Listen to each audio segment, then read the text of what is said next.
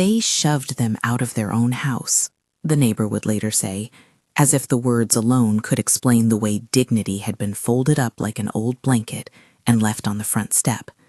They took everything, left the keys in the dirt, and walked away with their heads held high. That headline, half true and cruelly neat, would spread through town like dust. But it did not tell the whole story about Francisco and Marina, how a lifetime's work had been hammered into fence posts, how small, steady hands had coaxed life from stubborn soil, how love had been woven through the rhythms of milking, repairing, counting the weeks until harvest. On the morning the sons arrived, the farm looked the way it had for 30 years. Brown hens threading through the yard, a stubborn rooster crowing from the fence, coffee steaming in a chipped thermos on the wood rail.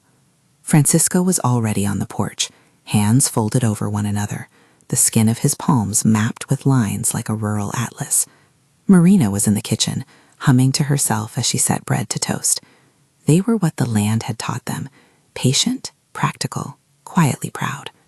Their life was modest by many measures, generous by the measures that mattered to them. They paid laborers fairly, mended hearts as easily as fences, and kept every promise, small and large.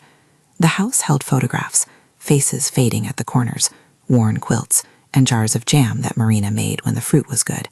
It had always been enough. The wind changed with the sound of tires on gravel. They pulled up in 2 cars so new they seemed to belong to another landscape. Rodrigo stepped out first, his jacket sharp and his phone already pressed to his ear as if appointing allies in advance. Juliana followed with a smile that tried to be gentle but landed like a strategy. Marcos loitered near the passenger door, hands in his pockets, eyes on the ground.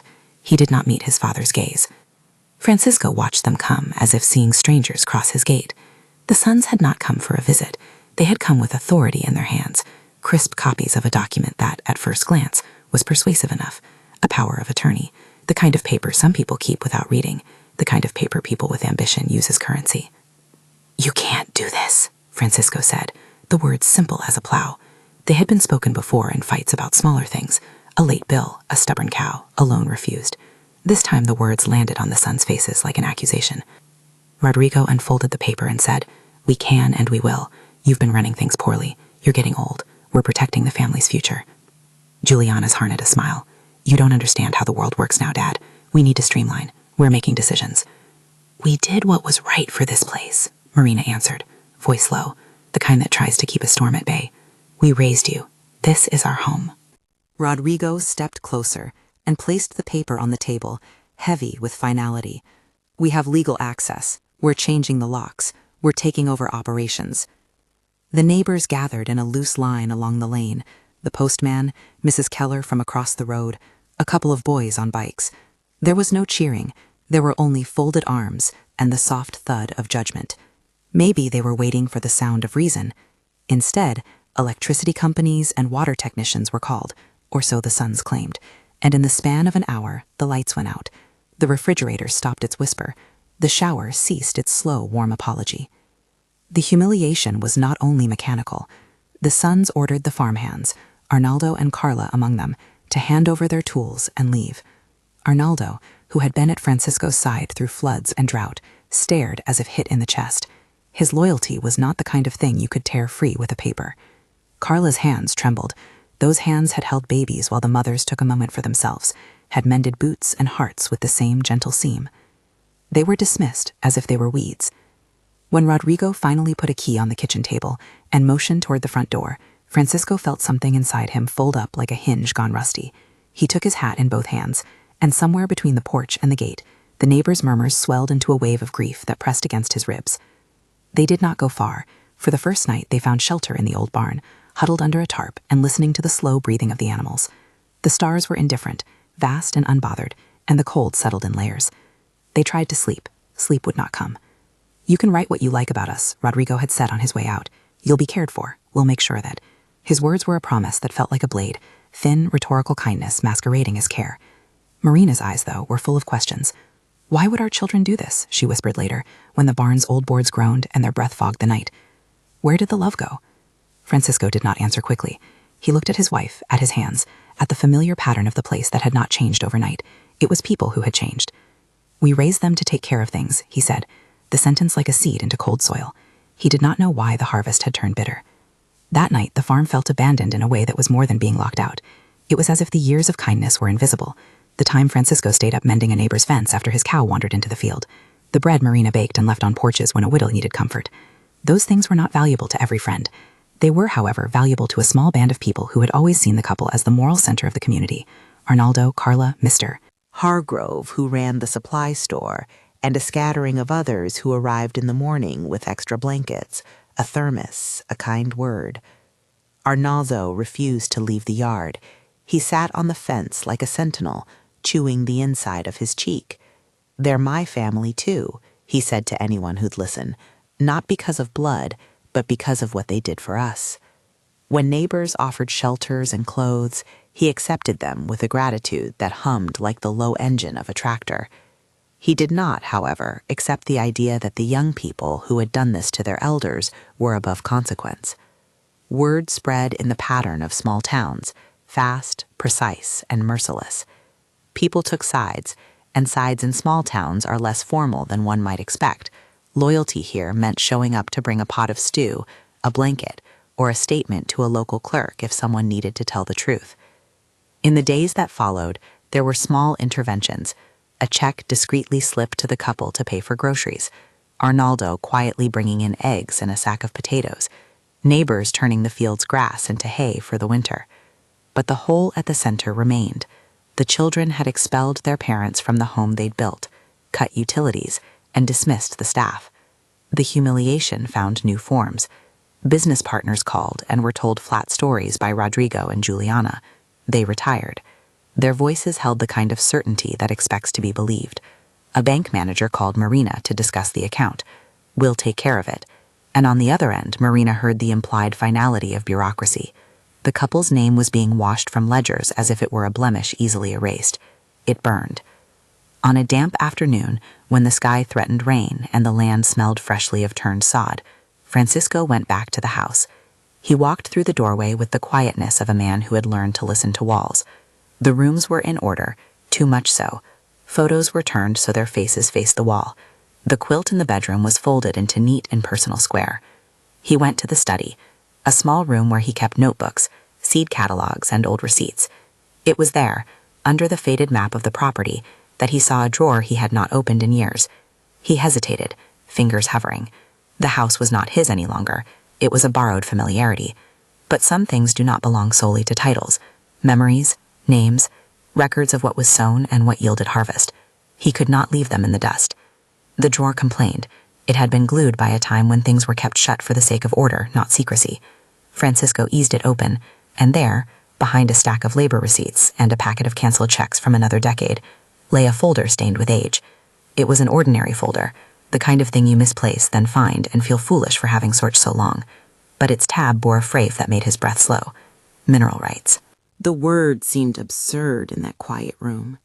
He ran a thumb along the folder's edge, feeling the grit of paper and the thinned ink. It was the sort of thing you expected to find in novels or the archives of a city museum, not in a country drawer between a seed catalog and a bill for fence wire. Yet there it was, a file full of contracts, old surveys, and a yellowed letter with the state land office's header.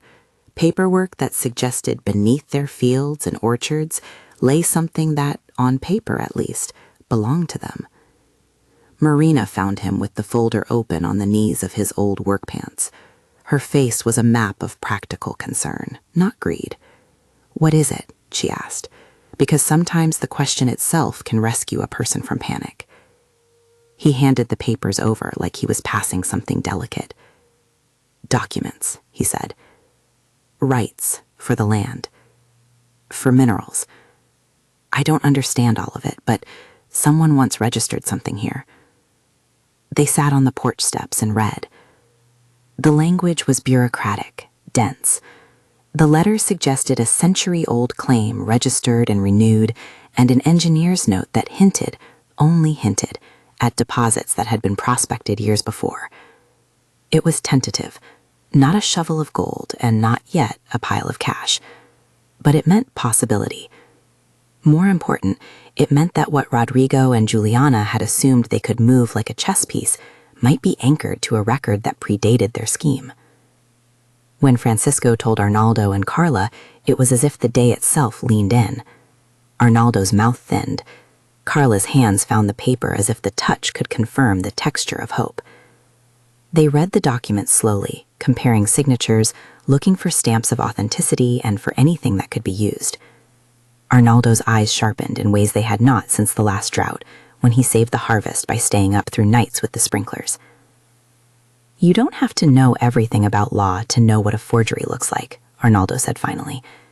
He did not say he was an expert. Instead, he said the plain truth. He had worked on construction projects and had seen signatures faked in scrawled hurry. Something's wrong with those appointment papers Rodrigo used, he added. He pointed to the photocopied power of attorney. They compared a signature from the folder to the one on the new documents. There was a tremor of resemblance, but the strokes did not breathe the same way. One was urgent, acted upon by a hammer. The other flowed with the ease of history. Carla, who kept the accounts for the farm long before Rodrigo had learned to type, suggested they find someone who could read the money side of things. If someone moved funds, she said, we'll find where. They did not go to the courthouse or the county seat. They went to Dr. Roberto, a quiet, ethical lawyer whose practice in the neighboring town was known for fairness rather than spectacle. The lawyer listened to the story without surprise. He had seen family disputes. He had seen greed where kindness should have been the guiding rule. But he did not let judgment rush him. Instead, he asked for the papers. He read them as if reading a patient's chart, slowly looking for signs. There's a paper trail here, he said at last. But a paper trail can be dangerous if it's cleaned up to look tidy. We need to find bank records, contracts, confirmation of filings, anything that proves the transaction that gave your children authority was genuine. If it's not, we can ask a court to freeze things while we investigate. His language was careful, precisely the kind of thing that neither promised nor vouched. He mentioned a state court order as a tool that could be sought, forensic accounting as a resource, and witness statements as the spine of a case. He did not say this would be quick. He did not say it would be easy. He said only enough to let hope live, but not to let it assume victory. They began to gather evidence. Arnaldo went to the records cabinet at the supply store to pull old receipts. Carla sat in the back of the kitchen with a ledger and a pencil, tallying deposits and withdrawals from memory while the bank statements were requested. Marina called the county office and the state land registry, citing the papers in the drawer and asking what their status was. Names were checked line by line, dates matched against dates. As they worked, they found oddities that did not fit Rodrigo's story. There were transfers from the farm's account to accounts that had names like corporations rather than people, names that did not correspond to any local business. There were contracts that had been signed, apparently in haste, with amounts withdrawn in a flurry, funds that, if traced, might explain how quickly assets had been moved. There were as well hospital receipts and expenses that suggested the new controllers had liquidated things to cover other debts or ambitions. A forensic accountant, an independent woman named Laura, with a brisk way of organizing numbers and an eye for disguised patterns, took the bank statements and made quiet noises of observation. They knew how to make things look like legitimate transfers, she told Dr. Roberto, but these are routed through companies with little presence, shell entities effectively. That's where the money disappears. The knowledge was a cold heat. It did not undo the shame or the scars of being thrown out, but it reframed the story. The sons had not been caretakers worried about the future. They had been taking, and if that was true, the path back to what had been taken would wind through paperwork and bills and the testimony of the people who actually kept the place running.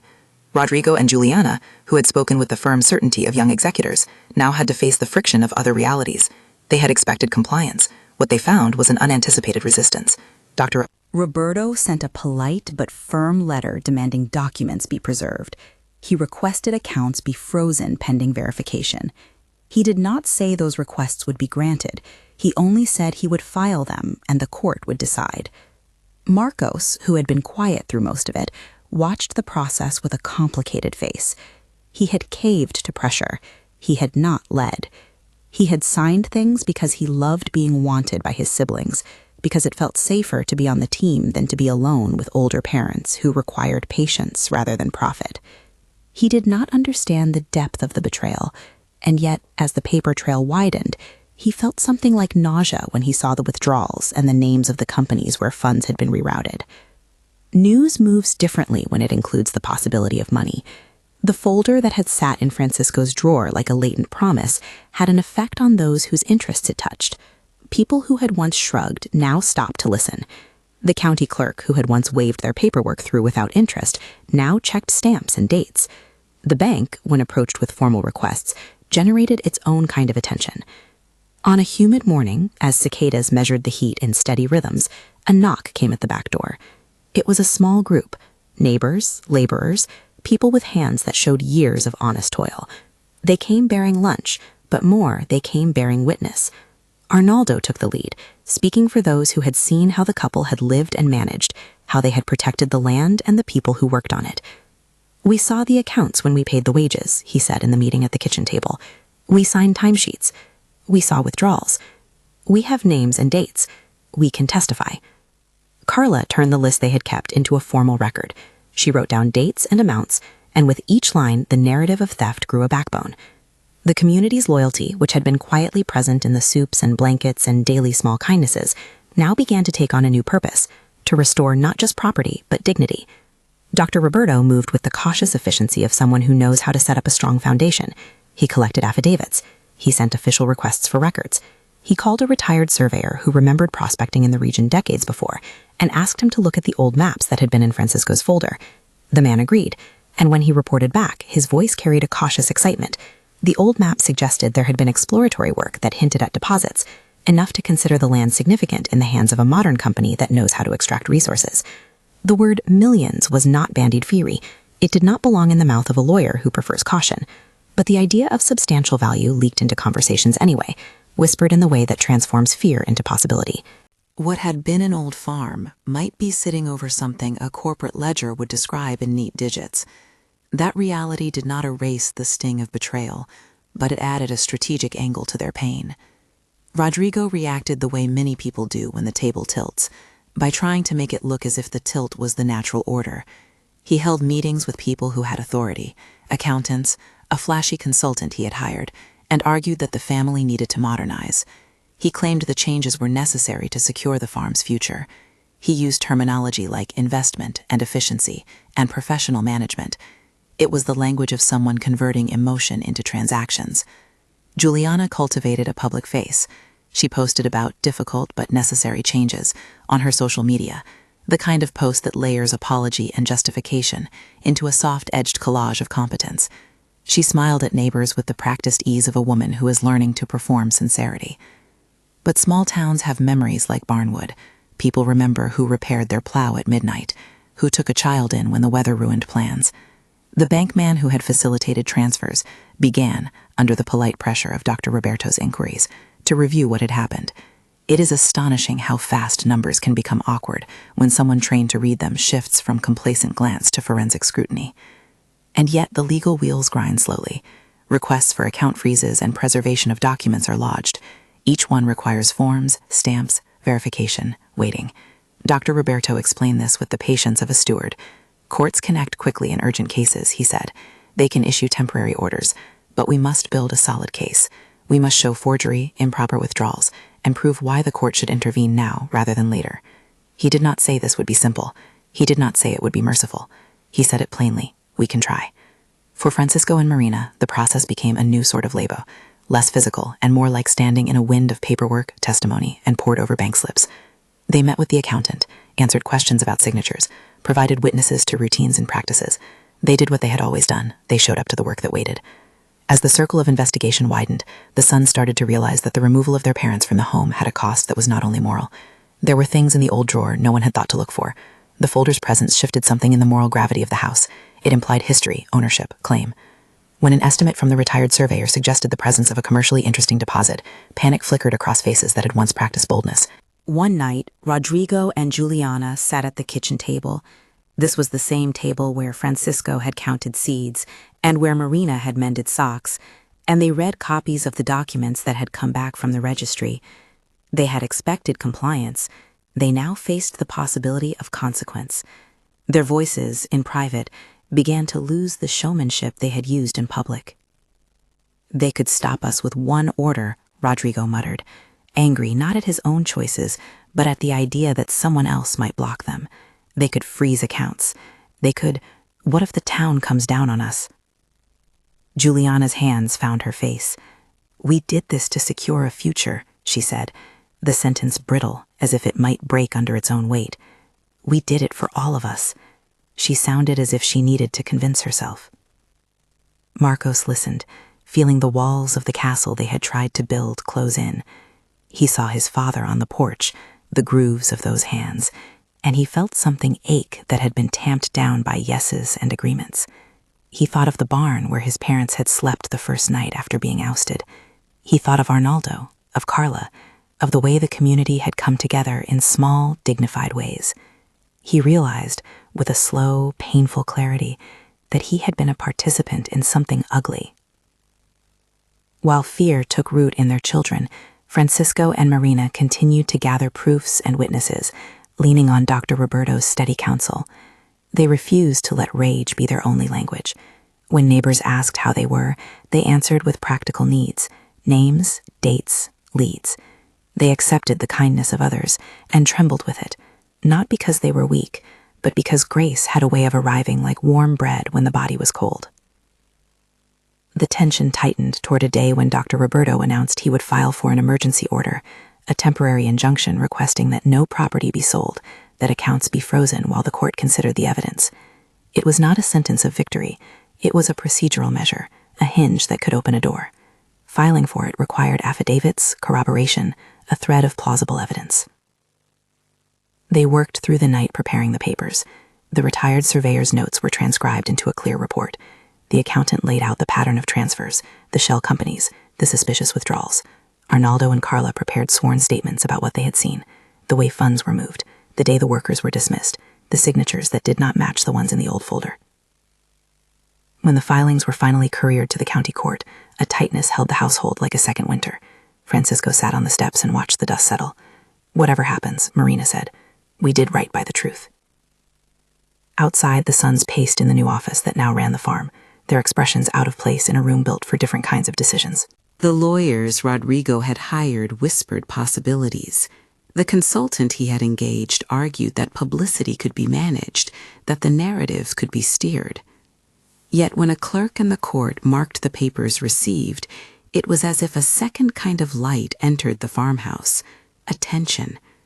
The sheriff's deputy, who carried the confirmation, looked at the couple with a mixture of professional courtesy and human sympathy. He had seen these cases enough to know their danger and their pathos. The notice that an injunction had been filed did what notices always do. It forced attention. It also demanded response. Rodrigo read the notice and, for the first time since he had planned the operation, felt as if his hands had been tied not by physical rope, but by law. Moments later, as the evening closed in and the farmhouse lights, still mostly dark, breathed out into the early night, a copy of the old survey sat in a place of honor on the kitchen table.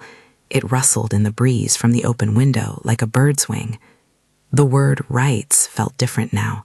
Not merely a legal term, but a thing with sound and shape and consequence. It suggested the possibility that what looked like defeat might, with work and time and careful justice, be transformed. And for the first time since the cars with tinted windows had rolled onto the property, someone spoke aloud the word that had been lurking in corners. If this is true, if these rights are valid, what they did can be undone. They had not yet won anything. They had not yet faced a judge, and a judge's gavel is only the beginning of formal reckoning.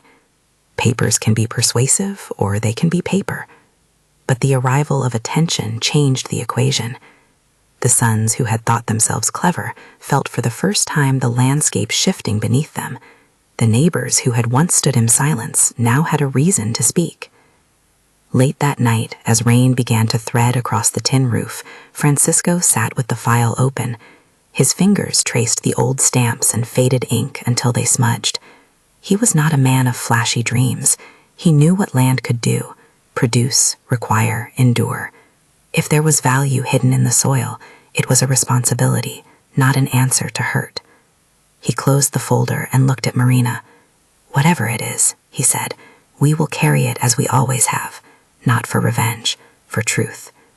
Marina nodded, and in her eyes there was a tired kind of hope. one that did not erase the wound, but promised steadiness. "We'll do it right," she said. Across town, in the new office with its borrowed authority, Rodrigo and Juliana argued quietly about next steps. Fear sharpened their voices. Marco sat in the corner, feeling the weight of his own choices like a harvest that had come in rough and unexpected. Outside, Arnaldo and Carla walked the property line, their silhouettes small against the open field. They had always believed that soil remembers who tended it. Now, as they watched the farmhouse in the rain, they felt that memory stir. They were not rich in money. They were rich in something else, the sort of loyalty that cannot be counted on a bank statement. In the hush before dawn, the law would begin to move in the slow, bureaucratic way it does, filings processed, dates set, notices sent. It would not move like the sudden comfort of vindication. It would move like an irrigation system brought to life, deliberate, mechanical, necessary. And yet, in that moment, before the court had pronounced anything, and before any tally had been finalized, a new possibility rested on the porch. The recognition that this couple, pushed into the margins, might have rights, and those rights could change the story in ways none of them had expected. When the sons eventually learned what lay in the yellowed folder, their plans would encounter a resistance they had not accounted for. For now, the revelation was quiet, held in the soft light of kitchen lamps and in the not quite empty thermos of coffee. It was a seed, buried years ago, that might yet grow into something that would demand reckoning, restitution, and perhaps, in time, renewal. Stay with us if you want to see how it unfolds. After the paper trail, the testimonies, the quiet labor of proof, lives will be set against each other in a way that cannot be reduced to headlines. The path from being dispossessed to being heard is long, and justice, when it arrives, comes with weight. The county clerk set a tentative hearing date in the coming weeks. Notices would be mailed. The farmers' hands that had always found comfort in plow and seed now found consolation in signatures and stamps. They were not naive. They were not vengeful. They only knew what they had been taught by a life lived on land, that an honest account must be kept, that a wrong can be righted only by a steady reckoning, and that wealth, if it appeared, would be a test of character rather than a cure for sorrow. As dawn leaked into the yard, the rooster called. The farmhouse, battered by events, seemed to breathe. Somewhere beyond sight, a truck stopped, and a pair of workers came to help haul a box of rain-soaked papers into a covered van. The community, attentive now, moved at its own measured pace. The sons would soon learn that the discovery in the drawer turned the story inward, exposing not only their litany of choices, but the skeleton of obligations they had so casually set aside. Night folded into morning, and with it the first moves of a longer reckoning began, moves that would carry them from humiliation to investigation, from discovery to confrontation, and eventually to decisions none of them were yet ready to fully imagine. The date set by the county clerk carried a gravity that settled over the farmhouse like a bruise. It was, in a way, the first official sound in a long silence, the kind of sound that asks for an answer. Word moved through town with a softer touch now. People came not merely to witness, but to offer evidence, to place themselves between truth and theft. Francisco and Marina went to the hearing with simple clothes and nervous hands, as if the ceremony of court demanded a different kind of armor than the workday had ever taught them. The courtroom smelled faintly of dust and new paper. There were too many faces, neighbors who had taken the trouble to come, the bank's representative with a tie that tried too hard, a prosecutor who had looked at the forensic accounting and seen more than numbers, and, against a bench of polished wood, Rodrigo and Giuliano with their own counsel, a sleek woman used to reframing inconvenient facts into plausible narratives. Dr. Roberto sat beside Francisco and Marina. He had prepared them for the way a judge listens, with an eye for evidence and a hand that cannot be made to clap for emotion alone. He did not promise victory. He promised thoroughness. That was all he could and all he needed to promise. The hearing began with formalities that felt like long stitches. Then the clerk called the matter: petition for temporary injunction, preserve status quo, freeze transfers, and appoint a forensic accountant. The judge listened, the only movement in his face a small tightening around his mouth that suggested the scale of what had been filed. Arnaldo and Carla gave their statements in short, steady voices, no theatrics, just facts. Arnaldo spoke of routine payrolls, of signing timesheets, of seeing checks made out and then cashed, of the day the workers were told to take their tools and go.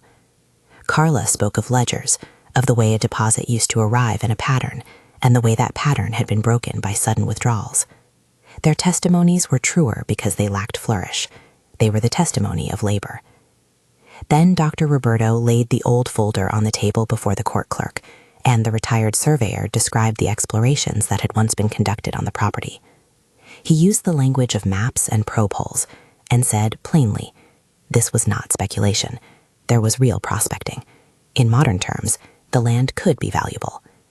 He did not attach easy numbers to his words. He used them to explain why the documents in Francisco's drawer mattered. The bank's representative attempted to thread a different story. The transfers were legitimate business transactions, she said. The paperwork met internal standards, she said. Rodrigo's counsel painted the couple as retired and complacent, as people who had willingly signed their affairs away for security. It was a narrative that might persuade a public that prefers tidy motives. But the forensic accountant, Laura, had already done the patient work of pulling threads. She explained in neutral tones how transfers had been routed through companies that existed only on paper, how large withdrawals coincided suspiciously with changes in signatures and with the day the workers were dismissed. She adjusted her glasses and told the court, without flourish, that the pattern looked engineered.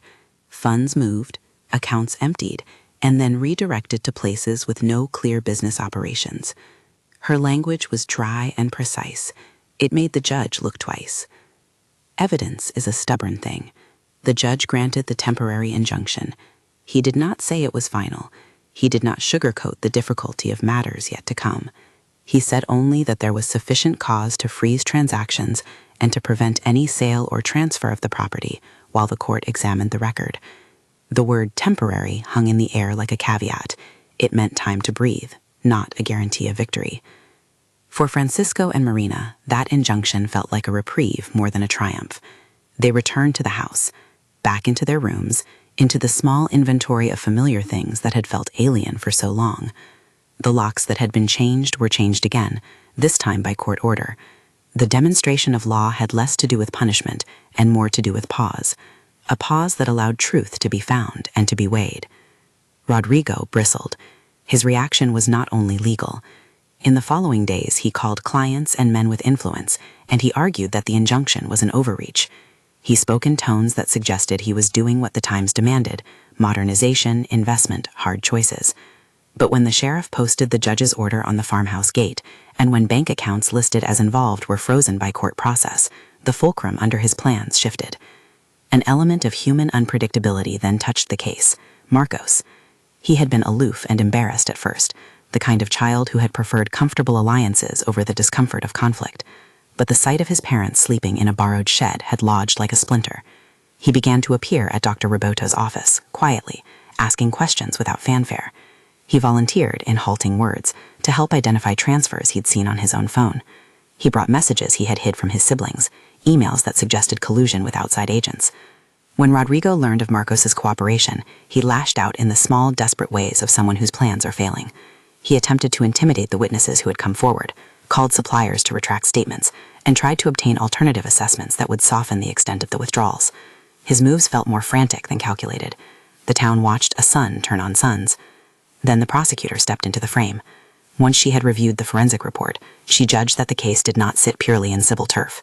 If funds had been diverted through false documentation and shell companies, if signatures were forged, criminal statutes could be implicated.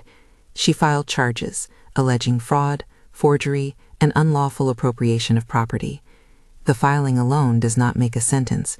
It sets in motion another machine: investigation, indictments, possible arrest. Law enforcement served a warrant. Arrests can be quiet or loud. In this case, they were neither movie-like nor bloodless. A deputy arrived at the office where Rodrigo met vendors and approached with a formality that was meant to be unastonishing. Rodrigo was handcuffed. His face turned the color of old paper. Juliana, when confronted with her role and the paper trail linking her to signatures and approvals, found herself facing the same process. She was taken into custody too, Though in both cases, the officers were clear that custody did not imply guilt. It implied a necessary step in bringing the matter to adjudication. The town murmured. Some people took sides. Others grieved at the spectacle of children in cuffs. Marina watched the scene from the kitchen window with a cup cooling on the sill. She did not celebrate. She had never wanted to see her children in handcuffs. She had wanted them to care for the land and each other.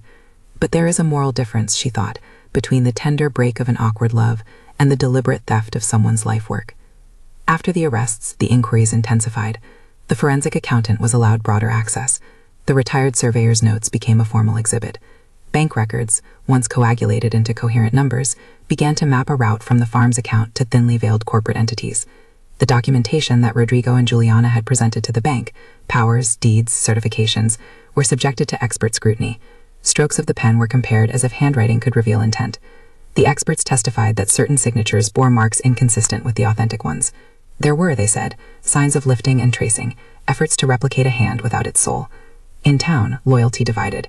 Some relatives of the sons said the parents had been unfair and resistant to change, but a larger segment of the community rallied around the couple.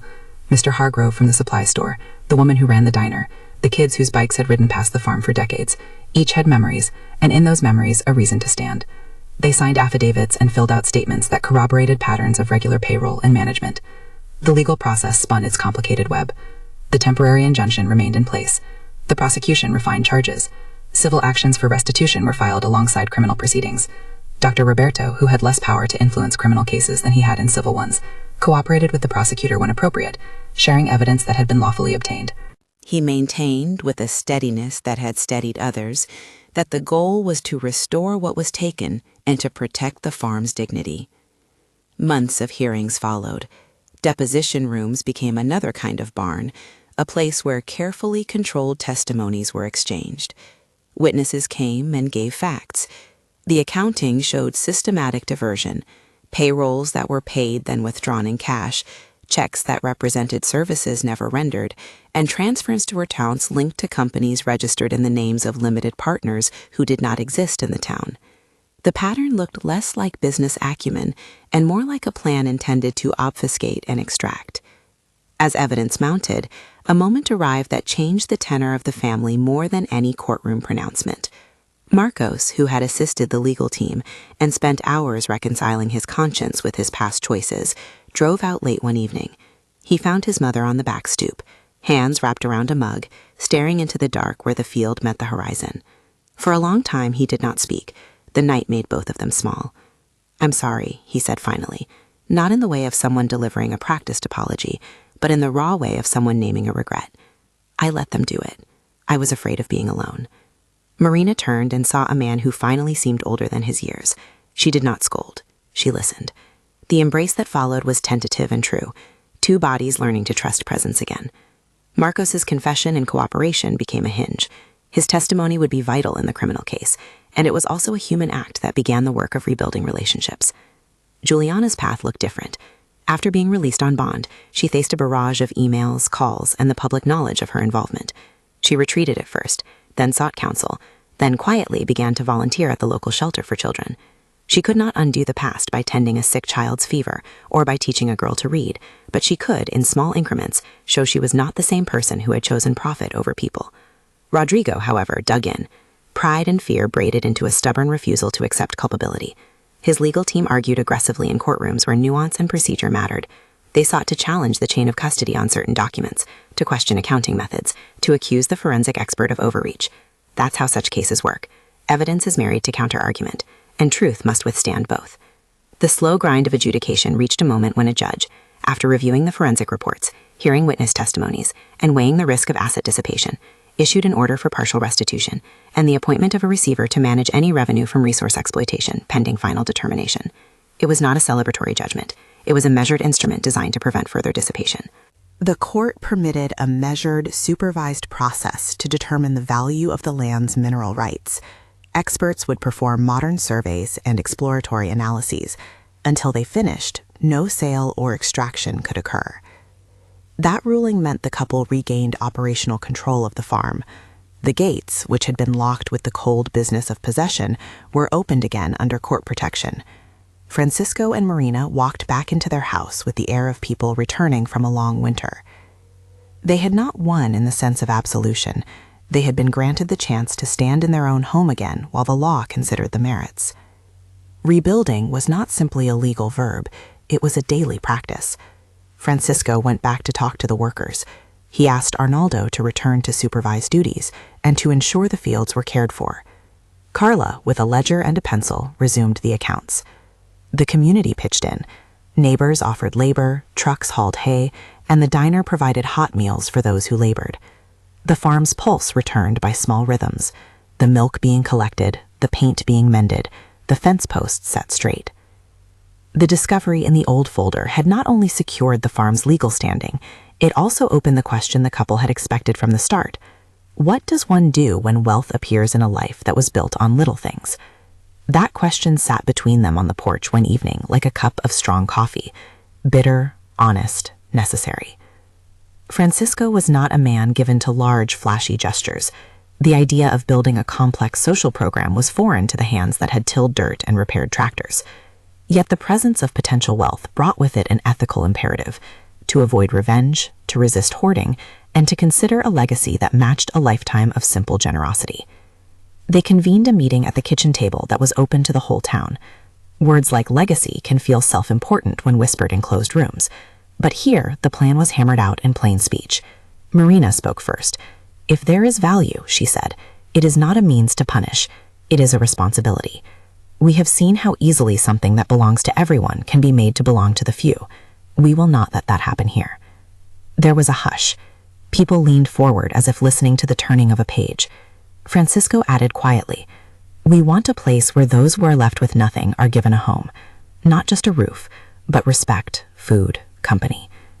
They spoke of a home for elders, people who had been abandoned, who had no family to look after them, paired with a program for children, an integration with the local orphan shelter that could create intergenerational bonds. The plan was practical. They would set aside part of the land, an orchard once the marks of rights and values were firm, for a recanto, a place of rest, dignity, and mutual support.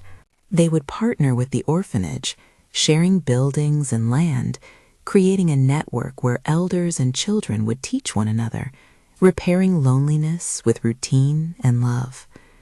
They would create jobs for the local community and ensure wages that honored work. They would build transparency into the project, boards, audits, community representation, so that the recanto would not become a private asset, but a shared resource. The town responded as towns do, with generosity. Fundraisers at the diner were organized, a local builder offered reduced rates, an engineer from a neighboring county volunteered time to help plan accessible buildings. People said they wanted to be a part of the solution, to see the betrayed couple become stewards of a different kind of harvest. The legal process, meanwhile, continued. The forensic accounting final report recommended civil restitution. The misappropriated funds should be returned, with interest and damages assessed, and also supported criminal indictments.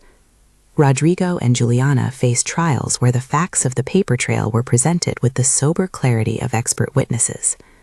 Marcos's cooperation was a pivotal piece of the puzzle. His testimony described the atmosphere in which signatures were obtained and transfers approved. It did not absolve him of responsibility, but it did show a different kind of involvement. The judge considered his cooperation when fashioning sentences and restitution orders, an example of how accountability and mercy sometimes intersect. In the end, Rodrigo was found liable in a civil proceeding and faced criminal judgments that included restitution obligations, and in the criminal realm, a custodial sentence reflective of the seriousness of forging documents and diverting funds. Juliana received a sentence that combined restitution obligations with community service and mandated participation in restorative programs that connected her with the people she had harmed. The court emphasized rehabilitation and restitution over spectacle. These were outcomes of many factors: the evidence, the defendant's actions, and the law's reach. The town said little about the exact nature of the penalties. Justice, when rendered, felt both weighty and quiet. With the legal slate more settled, the couple turned full attention to the Recanto project. Construction began in earnest. The family barns were repurposed into communal rooms. The farmhouse's back wing was adapted to house a few rooms for short-term residents. A former equipment shed was transformed into a classroom where kids from the orphanage could meet elders for storytelling, sewing, and learning. The architect's plans blended function with warmth: wide porches, garden paths, a small chapel for quiet reflection, and a kitchen doors open to the fields. The recanto became a place where old hands taught young hands how to plant, where children brought laughter into rooms that had been quiet too long, and where elders found their days filled with purpose. A woman named Ruth, widowed and once lonely, took up the job of coordinating volunteers. An old school teacher led reading hours. Marcos, who had volunteered and then worked his way into formal employment at the recanto, took on daily chores with a humble pride. He mended fences, repaired machinery, and learned to manage payroll with the exacting care Carla had once shown. His work was not a redemption performed for applause. It was patient labor that gradually reopened trust. Juliana, who had served her mandated community hours and taken part in the restorative sessions, came to the recanto with awkward but sincere hands. She started by teaching sewing classes to the children, then organized drives to keep the pantry stocked, and eventually sat with elders whose illusions of family had been long since shelved. At first, there was wariness. Some of the elders were reluctant to accept assistance from someone who had contributed to the family's pain. Over time, Juliana's steady presence and willingness to answer questions honestly opened a limited door. Forgiveness did not arrive as a gift. It arrived as a labor of time and proof. Francisco and Marina watched these shifts with cautious joy.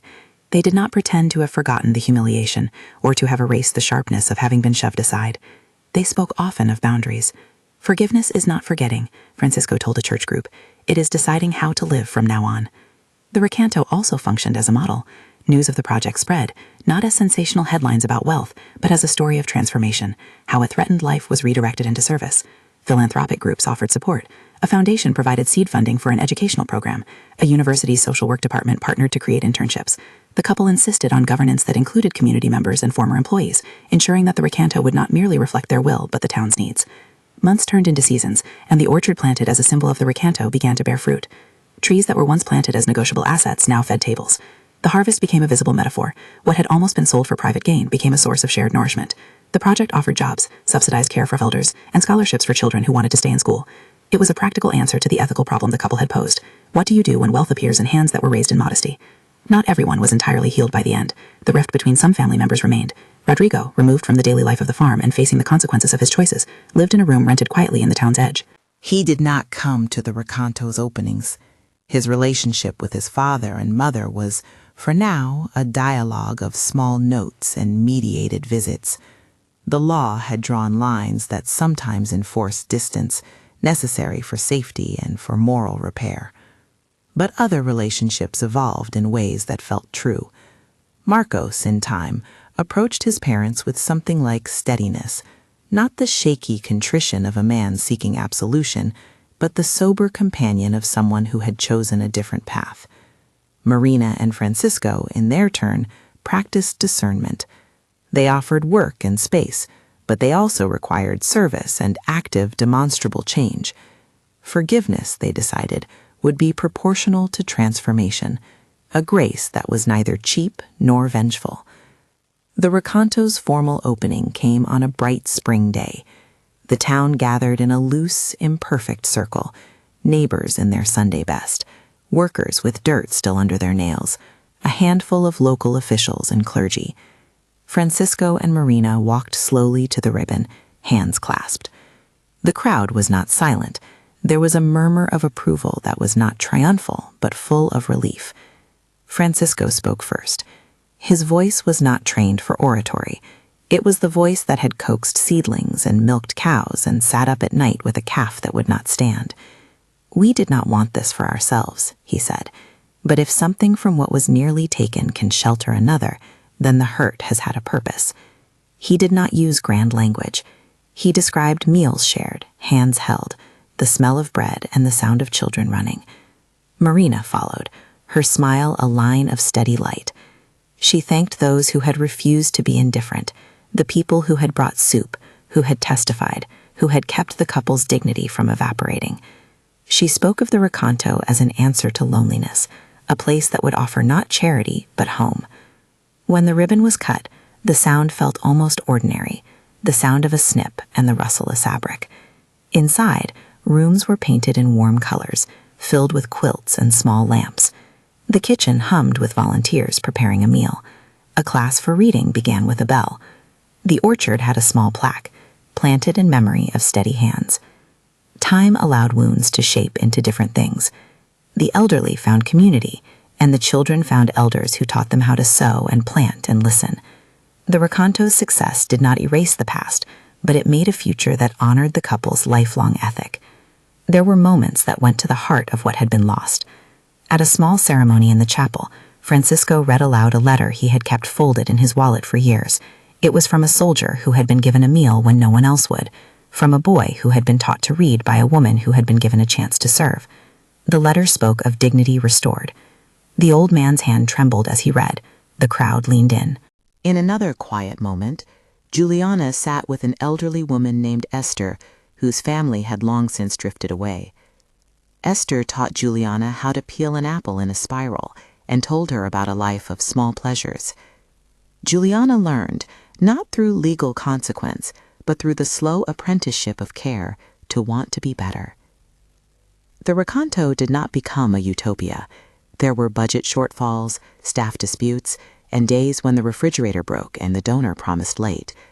But the pattern of service was consistent, an ethic installed like a fence around the work. The farm's revenues, managed transparently through a board that included workers and townspeople, funded scholarships, repairs, and paid wages fairly.